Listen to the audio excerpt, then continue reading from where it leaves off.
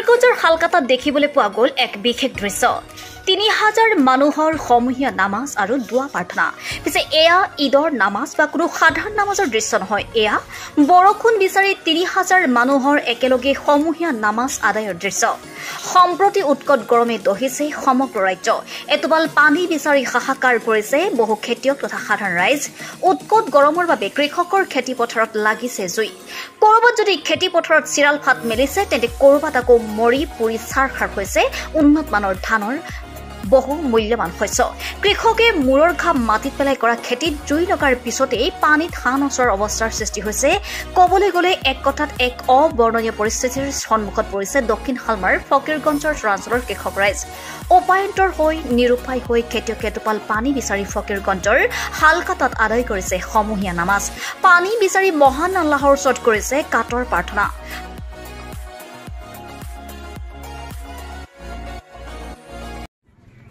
প্ৰথমতে আমি আপোনাক শুভেচ্ছা জ্ঞাপন কৰিছোঁ যে আপোনালোকে বহুত কষ্ট ক্লেশ সহ্য কৰি আমাৰ ইয়াত আহিছে। আমাৰ মানে নামাজটো চাৰ্কুলেশ্যন কৰাৰ কাৰণে আমি নথৈ আনন্দিত হৈছোঁ। দোৱা কৰোঁ আল্লাহ আপোনাক কবুল কৰে।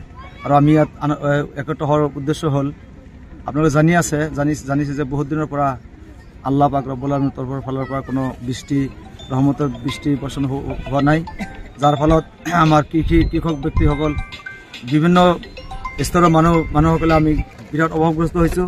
বৃষ্টি নোহোৱাৰ কাৰণে, বাৰিচ নথকাৰ কাৰণে আজি বহুত অভাৱ অনটনৰ পিছত সন্মুখীন হ'ব লগা হৈছে। গতিকে আমি গোটেই ৰাইজ ইয়াত একত্ৰিত হৈছোঁ। আল্লাহৰ কাছে ওচৰত যদি আমি প্ৰাৰ্থনা কৰোঁ, কোনো বৈধ কোনো কথা নহয়, এটা অসম্ভৱ কোনো কথা নহয়, ইম্পচিবল কোনো কথা নহয়। যদি আমি আল্লাহৰ ওচৰত দোৱা মাগফিৰাত কৰোঁ, কামনা কৰোঁ, তেনেহ'লে আমাৰ দীৰ্ঘ বিশ্বাস যে আল্লাহ আমাৰ দোৱা কবুল কৰিব আৰু সমাজৰ যে অভাৱ অনটন আছে গোটেইবিলাক দূৰ হৈ যাব। আৰু মোৰ দীৰ্ঘ বিশ্বাস যে আল্লাহ নিশ্চয় আমাৰ দোৱা কবুল কৰি আসমানৰ ফালৰ পৰা ৰহমতৰ বৃষ্টি বৰ্ষণ কৰি গোটেই সমাজৰ অভাৱ অনটন দূৰ কৰিব। আৰু কৃষক ভাইসকলে যে আবাদ বসতি হ'ব পৰা নাই, মৰিব লগা হৈছে, জমিন মানে পুৰাৰ নিচিনা হৈ আছে, যাতে আল্লাহ পাক ৰব্বুল আলামিন এই অভাৱ গোটেইবিলাক দূৰ কৰে। এই উদ্দেশ্য লৈ আমি অত্ৰ এলাকাৰ ৰাইজ একত্ৰিত হৈ আজি সালাতুল ইস্তিস্কা আমি আদায় কৰিলোঁ, যাতে আল্লাহ পাক আজিৰ এই নামাজ দোৱা গোটেইবিলাক কবুল কৰে।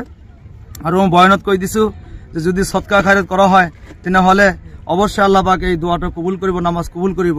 আমি চবেই সৎকা খায়ৰাত কৰিম আৰু গোটেই সমাজৰ অভাৱ যেনেকুৱা আছে আমি একেলগে লগ হৈ যাতে অভাৱ মোচন কৰিব পাৰোঁ, এইবিলাক সকলোবিলাক আলোচনা কৰি আমি সকলোৱে একত্ৰিত হৈ কিমান মানুহ অংশগ্ৰহণ কৰিছিল আৰু আপোনালোকৰ বিশ্বাস কি নামাজৰ ফলত ওপৰত আল্লাহ কি বৰষুণ দিব? নামাজৰ ওপৰত বিশ্বাস এইটো যে আল্লাহ কোৰাণত কৈছে, হাদিছত কৈছে নবীজি যে ফকীৰগঞ্জৰ পৰা মাছিদুৰ ৰহমানৰ ৰিপৰ্ট, নিয়মীয়া খবৰ।